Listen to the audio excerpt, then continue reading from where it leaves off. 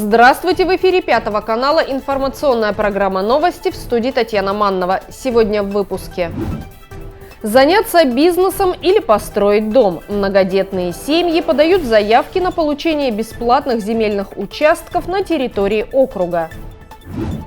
Интинские подростки предпочитают проводить свободное время с пользой. Юные патриоты благоустраивают город. Популяризация и развитие национальной и этнической моды народов, проживающих в Республике Коми. Жители Приполярья участвуют в конкурсе, демонстрируя национальные костюмы. Интинцы активно включаются в программу «Гектар в арктической зоне» и выбирают бесплатные земельные участки. Специалисты городской администрации консультируют всех заинтересованных граждан и регистрируют первые заявления. В Приполярье для предоставления в безвозмездное пользование определены 22 территории общей площадью 37 гектаров. Люди могут использовать их для строительства жилья, ведения сельского хозяйства, развития бизнеса или туризма. Бывший интинский шахтер, многодетный отец Владимир Малаканов решил стать предпринимателем и сделал заявку на получение 5 гектаров, по 1 гектару на каждого члена своей семьи. Молодой человек выбрал несколько земельных участков в микрорайонах Западный и Южный. Слышал об этой программе летом, можно сказать. Узнал, что ИНТА входит в территорию арктической зоны и будут раздаваться участки. Дождался, пока будет ясно, что это за участки. И увидел, что порядка 37 гектар выделено на территории нашего города. И решил попробовать, потому что условия все-таки располагающие. Государство заинтересовано, чтобы освоили. Например, там платежей нет никаких в течение 5 лет. В течение года ты можешь вообще определиться, что ты хочешь делать на этой земле. В соответствии с разрешенными видами деятельности. И потом начать показывать свою деятельность, так скажем. Через 5 лет ты можешь, опять же, выбрать, хочешь дальше в аренду берешь, хочешь, тебе собственность отдадут. Тогда уже начнешь налог платить, естественно. Но более-менее честно все, мы почитали. Хотим попробовать некоторые бизнес-проекты запустить. Но, честно говоря, все равно наблюдаем за основными гигантами, которые потащат, либо не потащат город вперед. Надеемся, что потащат, потому что мы все-таки не градообразующий бизнес хотим, но все-таки наблюдаем. Владимир уверен в том, что благодаря данной программе в Интинском округе появятся крупные промышленные предприятия. Среди них могут быть как известные в стране производственные компании, так и новые резиденты Арктики. И всем понадобятся обслуживающие организации. Владимир готов создать бизнес по оказанию услуг и заниматься разными видами деятельности. Но делиться идеями и раскрывать секреты пока не намерен. У нас сфера обслуживания, то есть конкретно не назову, потому что разные идеи есть, но в основном-то сфера обслуживания. И может быть что-то связанное с онлайн-бизнесом через интернет. Это время покажет. Главное, чтобы основные гиганты выстрелили, типа нефтяных компаний, либо других еще компаний, на которых город будет держаться, и тогда все получится. Но опять же рисков, главное, что рисков тут особо нет, потому что государство дает шанс. Хотите? Попробуйте. Не получится, вернете. Понятно, что нельзя делать все, что хочешь, на голове стоять, на земле, все, что хочешь с землей делать, но довольно хорошие рамки, выгодные. Поэтому и заинтересовались. Арктическая зона, в состав которой вошел Интинский округ, открывает большие возможности для реализации любых проектов и видов деятельности. Существующий набор льгот и преференций создает комфортные условия для бизнеса различных масштабов, для индивидуальных предпринимателей, малого, среднего и крупного бизнеса. Министр здравоохранения Российской Федерации Михаил Мурашко призвал граждан не откладывать вакцинацию против коронавирусной инфекции, чтобы сохранить свое здоровье и жизнь. При этом лучше всего привиться в летний период. По его мнению, сейчас условия для процедуры наиболее благоприятные, чем в другие сезоны. Глава Минздрава подчеркнул, что вакцинация – это не поход за справкой, это визит к медработнику, способный сохранить жизни. По словам Михаила Мурашко, вакцина на 95% защищает от тяжелых последствий и на 83% эффективна против штамма Дельта. 11 августа 2021 года исполнился год со дня регистрации в России препарата «Спутник Ви», первой официально зарегистрированной в мире вакцины от коронавируса, вызывающего заболевание COVID-19. COVID-19. Экспорт спутника Ви в другие страны начался в конце 2020 года с поставок в Белоруссию. По состоянию на август 2021 года спутник Ви одобрен в 69 странах. Министр также добавил, что эксперты готовят расширение инструкций по применению вакцины от коронавируса «Спутник Ви», ее дополнение новыми данными. Дневники самонаблюдения ведут более 40% от вакцинированных, и специалисты имеют уже такой объем данных, который раньше никогда не был доступен, сказал Мурашко. Также он пояснил, что существующая в России система фармаконадзора обязывает медработника передавать данные о проявлении побочных реакций после вакцинации. Так, по словам министра, каждую неделю Минздрав получает отчет о таких сведениях, собираемый по всей стране. В Инте от коронавируса привилось более 7 тысяч жителей округа. Вакцинация проводится ежедневно. Медики работают практически без выходных. Сделать прививку можно в поликлинике, МФЦ, доме быта, центре занятости населения. На днях открылся еще один мобильный пункт в поселке Верхняя Инта. Ежедневно, кроме субботы и воскресенья, вакцинация проводится во врачебной амбулатории РЖД «Медицина» с 9 до 13 часов. Интинские врачи приглашают всех жителей округа, кто еще не сделал прививку, на вакцинацию. Горожанам необходимо понять, что в настоящее время вакцина – это единственное средство, которое поможет победить тяжелейшее инфекционное заболевание. Практически каждый день в Интинском округе фиксируются новые случаи заражения ковидом, в том числе и смертельные. По данным Роспотребнадзора, 11 августа подтвержден еще один летальный исход у пациента с коронавирусом. Всего с началом пандемии не смогли победить ковид 42 интинца. В среду в Инте выявлено 14 новых случаев заражения коронавирусной инфекцией. На стационарном лечении в инфекционном отделении Центральной городской больницы сейчас находится 41 пациент. Амбулаторно, оставаясь в условиях карантина, с подтвержденным диагнозом COVID-19 проходит лечение 115 человек. Под медицинское наблюдение взят 101 житель округа. Всего с начала пандемии в Инте зарегистрировано 948 случаев заражения новой коронавирусной инфекцией. 750 человек из числа проходивших лечение полностью выздоровели. До начала нового учебного года осталось меньше 3 недель. Летние каникулы близятся к завершению. Свободное от учебы время дети проводят по-разному. Многие выехали за пределы города. Кто-то остался в Инте и устроился на работу. Трудовые отряды продолжают усердно наводить чистоту и порядок в разных частях округа. Подходит к концу очередная трудовая смена интинского отряда мэра. В пятницу у этих ребят последний рабочий день. В понедельник выходят на работу подростки, которые записались на вторую половину августа. Положительные эмоции, знакомства, новые друзья, добрые руководители отрядов, еще и зарплата за труд привлекают детей, поэтому многие несовершеннолетние готовы работать несколько смен подряд. Все лето я провела в Инте, работаю в лагере труда и отдыха второй раз. Первый раз это была 2-я июльская смена. Я познакомилась со многими новыми ребятами, мы все еще общаемся, поддерживаем связь. Насчет оплаты труда, я считаю, что мы работали именно столько, сколько нам за это и заплатили, не было переработок или недоработок. Наш руководитель Клавдия Анатольевна внимательно следила за тем, чтобы мы исполняли свои обязанности, заключила с нами настоящий трудовой договор. В целом все смены мне понравились, и лето мое прошло насыщенно, ярко, с другими ребятами, за полезной деятельностью. И также я смогла подзаработать немного денег себе на карманные расходы. Что-то купила уже себе? Пока нет, собираю на что-то грандиозное. Ученица 5-й школы Дарья Исаева проводит каникулы насыщенно и с пользой. Еще в конце прошлого учебного года девочка распланировала каждый летний месяц. В июне Даша работала в отряде мэра. В июле отдыхала с родителями в отпуске. В августе, вернувшись в Инту, решила еще немного потрудиться. С окончанием учебного года я решила пойти в отряд мэра, опять же, потому что уже последний год у меня, 11 класс, я уже не пойду никак работать.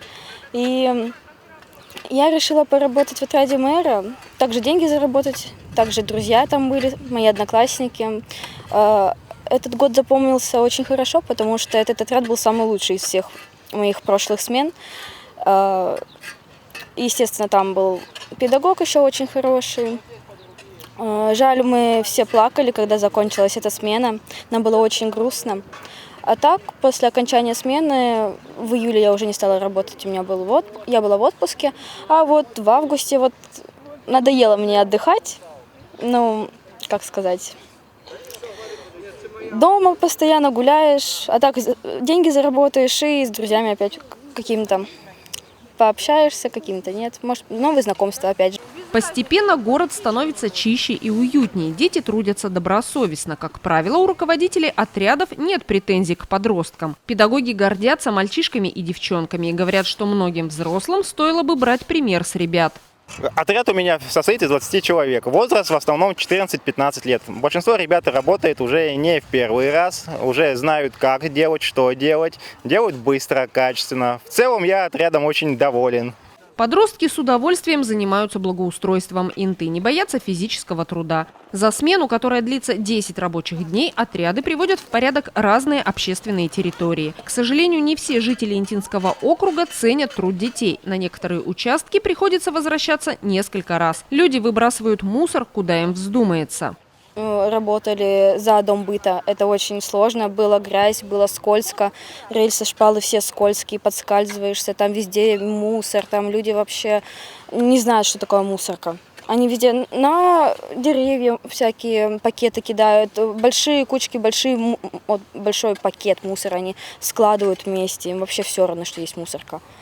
Нам приходилось, мальчики еле когда таскивали эти большие пакеты. Еще мы ходили на конечку. Там ничего особенно тяжелого нет, но из-за того, что очень сильно пекло, очень много мошкары, тенька нет, это очень плохо, очень жарко было.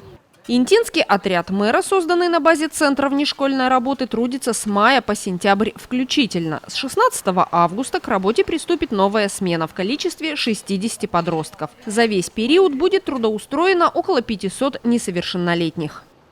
В Коми наблюдается рост дорожно-транспортных происшествий. По данным правоохранительных органов, за последние 7 месяцев увеличилось количество аварий с участием велосипедистов и мотоциклистов, в том числе несовершеннолетних. Автоинспекторы напоминают взрослым и детям о правилах дорожного движения, которые лучше не нарушать. С 9 по 15 августа в Интинском округе проводится оперативно-профилактическое мероприятие «Мотоциклист-велосипедист», направленное на предупреждение ДТП с участием водителей двухколесного транспорта. В последнее время интинцы стали активно использовать современные средства индивидуальной мобильности в городской среде. На самокатах, скутерах, моноколесах, электровелосипедах люди катаются во дворах и на дорогах. При этом некоторые устройства должны соответствовать требованиям, и для использования их необходимо наличие специального права управления транспортными средствами соответствующей категории. Хотелось бы напомнить всем любителям такого вида транспорта, что все, что свыше 250 Вт номинальной мощности, скорости более 50 км в час, это необходимо иметь категорию М, то есть мопед. На мопеде вы должны быть в шлеме, соблюдать скоростной режим, двигаться по правой полосе движения, соблюдать минимальные требования, предъявляемые к водителям данных транспортных средств. То есть это при пересечении перекрестков руководствоваться прежде всего дорожными знаками, светофорами, при отсутствии вышесказанного правилам правой руки. Необходимо также предоставлять преимущество пешеходам на пешеходных переходах, также необходимо предоставлять преимущество пешеходов при повороте на пересечениях проезжих частей. Зачастую наблюдается картина, что самокат едет у нас по тротуару, просто летит, можно сказать, по тротуару, вылетает, выезжает на проезжую часть. Водителю просто нет возможности остановить свое транспортное средство, потому что весовые категории транспортных средств самоката и машины, естественно, это разные, не надо быть тут инженером. Хотелось бы опять-таки привлечь внимание к этому моменту, чтобы у нас не получились, чтобы мы не допустили тяжких последствий. В то же время обращаю внимание родителей при приобретении данного вида техники, мототехники, электротехники своим детям необходимо вновь неоднократно, каждый день, чтобы это было как альма-матер, доводить до детей элементарные правила дорожного движения. Наблюдалась картина, спортивная площадка, подъезжают два мотоциклиста, ездят, вроде как бы турники, вроде для людей, для детей. В то же время мотоциклы портят покрытие. Хотелось бы тоже обратить внимание, родители, это последний из примеров. К сожалению, примеры такие имеют место быть. Со всеми этими примерами мы встречаемся, проводим работу, беседу, но работа сотрудников госавтоинспекции не должна заключаться только в них самих. То есть это комплексный подход к разрешению той или иной проблемы, да, связанной с несовершеннолетними. Это и педагоги, это и родители, это и сотрудники полиции, и все, кто окружает данных детей. У нас на территории роста не наблюдается. Мы пытаемся все это спрофилактировать, пытаемся донести все-таки через СМИ, через интернет, путем, значит, очных встреч, путем собраний, путем круглых столов. На постоянной основе у нас проводится работа с детьми инспекторами ДПС. То есть на маршрутах патрулирования они обращают внимание как до родителей, как до инспекторов в ту или иную информацию, которая связана с движением детей в границах проезжей части. Сотрудники госавтоинспекции напоминают о том, что водители двухколесных транспортных средств должны знать и неукоснительно соблюдать правила дорожного движения, которые регламентируют их передвижение по дорогам. Пешеходам тоже необходимо быть крайне внимательными и осторожными. А сейчас информация для собственников индивидуальных гаражей, подключенных к тепловым сетям Интинской ТЭЦ. Акционерное общество «Коми Энергосбытовая компания» как агент ПАО «Т+» уведомляет о том, что подключение теплоснабжения индивидуальных гаражей в отопительный период 2021-2022 годов будет производиться только после выполнения установленных требований нормативно-технической документации и законодательства Российской Федерации в сфере теплоснабжения. Собственникам индивидуальных гаражей необходимо выполнить установку прибора учета тепловой энергии, элеваторного узла, а также провести мероприятия по подготовке теплопотребляющих установок к отопительному периоду и другое. Для урегулирования вопроса по подключению теплоснабжения гаражей можно обратиться по телефонам 647 23 629 10 или по адресу улица Кирова, 36А, кабинет номер 30. Обращаем ваше внимание на то, что все вопросы по подключению теплоснабжения гаражей будут рассматриваться только при наличии правоустанавливающих документов.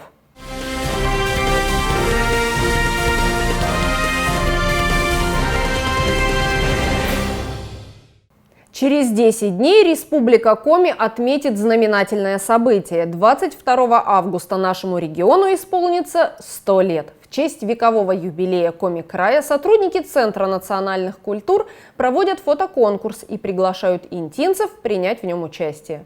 Жителям округа предлагают переодеться в национальные костюмы и сделать несколько тематических снимков. В онлайн-конкурсе фотографий «Семья в национальных костюмах» уже около 10 участников. Интинцы с удовольствием надевают костюмы самых разных национальностей.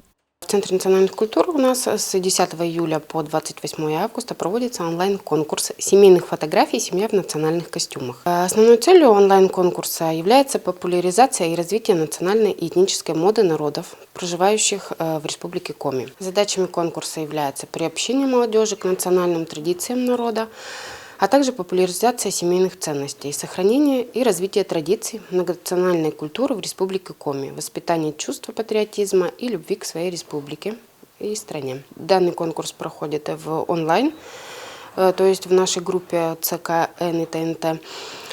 На данный момент у нас участвует 8 семей.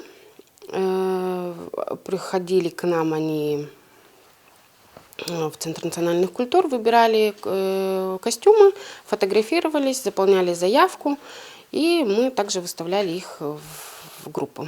Любой желающий может примерить на себя образ Усть-Целема или Коми-Ижемки, облачиться в стилизованный русский или украинский костюм, надеть традиционный наряд татар. В Центре национальных культур множество костюмов на прокат. В последние несколько лет учреждение благодаря субсидиям и различным программам сумело существенно обновить гардероб национальных обществ и своих коллективов.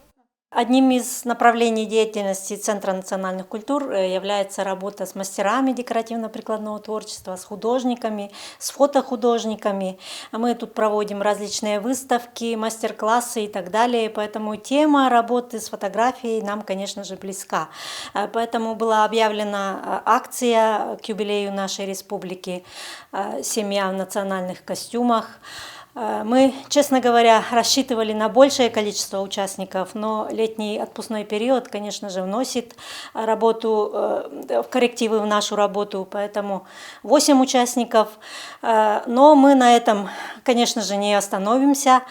В 2019 году, благодаря гранту главы Республики Коми, Центр национальных культур получил новые стилизованные костюмы. ЦНК стала владельцем 15 пар обуви, 17 костюмов для танцевального коллектива, одежды для ведущих и 22 комплектов национальной одежды на мужчин, женщин и детей. В этом году в рамках народного бюджета были выделены деньги на пошив Коми национальных костюмов. В учреждении уже поступили 10 женских комплектов ижемского наряда, состоящего из нижней юбки, сарафана, кофты, передника и кокошника, 6 платьев для девочек-подростков и 6 костюмов охотников для мужчин. У нас Центр национальных культур имеет уже большое количество национальных костюмов. Мы продолжаем пополнять нашу костюмерную. В этом году шьем новые костюмы. И хочется нам показать всю эту красоту, конечно же, интинцам.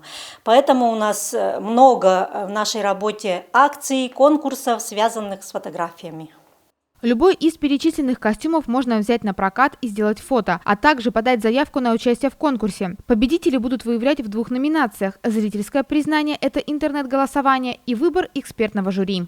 Для того, чтобы принять участие в конкурсе, вы должны с семьей подойти к нам, сфотографироваться, либо взять на прокат у нас костюмы, сфотографироваться самим. То есть, мы выставляем только 3 фотографии, не больше 3 фотографий. Обязательно заявку заполняете, указываете домашний адрес, номер телефона, фамилию, возраст. То есть ограничений по возрасту у нас нету. В юбилейный для нашего региона год учреждение культуры постаралось принять участие в самых разных проектах и программах. Финансовые средства, которые выделялись в этом году, пошли на укрепление материально-технической базы сельских домов культуры и Центра национальных культур. Мы работали по заявкам сельских учреждений культуры. Мы им приобрели фоторамки, потому что они и Центр национальных культур часто проводим выставки, и, конечно, нам они очень нужны разных размеров, и А4, и А3. 205 штук фоторамок мы приобрели. Дальше заказали баннеры для Адзивавома и Абизи. Ну а для ЦНК пресс-волл, потому что мы часто общаемся со средствами массовой информации, и наши участники национально-культурных обществ. Те же поздравления к 100-летию Республики Коми. Поэтому он у нас уже пришел, готов к работе. Мы его максимально используем к 100-летию нашей республики. Приобрели мы ткань для пошива сценической одежды Петрунского дома культуры. Для Центра национальных культур мы добавочно прикупили тюли для драпировки, для оформления наших помещений. И добавочно еще закажем костюмы. То есть то, что у нас не вошло в финансирование по народному бюджету, мы дополнительно закажем пояса женские вязаные, для мужских костюмов, для лузана и рубашки, там еще у нас есть пояса, но у нас нет обуви, поэтому мы заказали уже вязаные чулки и коты, так называемая вот эта вот обувь, которую раньше носили, а также картузы, то есть мужские костюмы у нас будут в полном комплекте. Отмечать юбилей республики Центр национальных культур будет почти целую неделю. Уже с понедельника на площадке возле учреждения будет проводиться праздничная ярмарка и будут работать фотозоны. С 16 по 20 августа и в сам день 100-летия республики 22 августа с 14 до 16 Центр национальных культур будет работать на нашей площадке возле ЦНК «Территория добра». Мы предложим различные конкурсы, будет ярмарка мастеров декоративно-прикладного творчества, будут работать фотозоны, будет акция «Шкатулка Коми слов». Акция под названием «Комик и вкус. Шкатулка комислов» уже ранее была опробована сотрудниками ЦНК. К участию приглашались обычные прохожие. Они вытаскивали из шкатулки слово на ком-языке и должны были сказать, что оно означает, то есть дать перевод. На одной из планерок у нас зародилась такая идея создать акцию и назвать ее «Комик и вкус», что означает «шкатулка комислов». Все мы это обсудили, все сотрудники, и вышли на нашу площадку ЦНК узнать, знают ли люди комислова.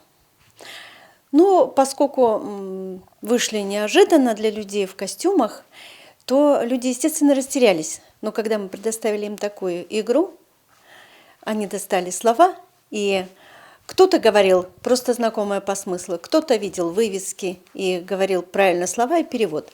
Ну а кто-то просто запомнил хорошие слова на ком-языке, когда прочитали, вытащили из шкатулки знакомые слова. Не сильно ставилась цель, а было такое, чтобы вот узнать, нравится ли язык, как он звучит.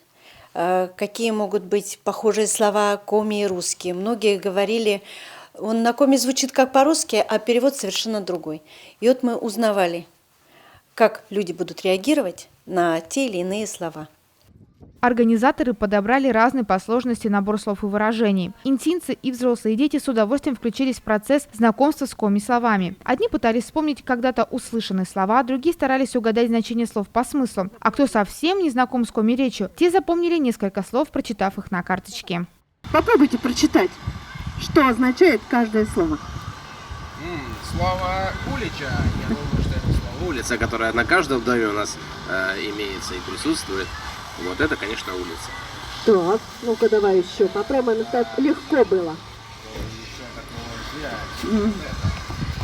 Ага, слово «пон». Что это? Это собака.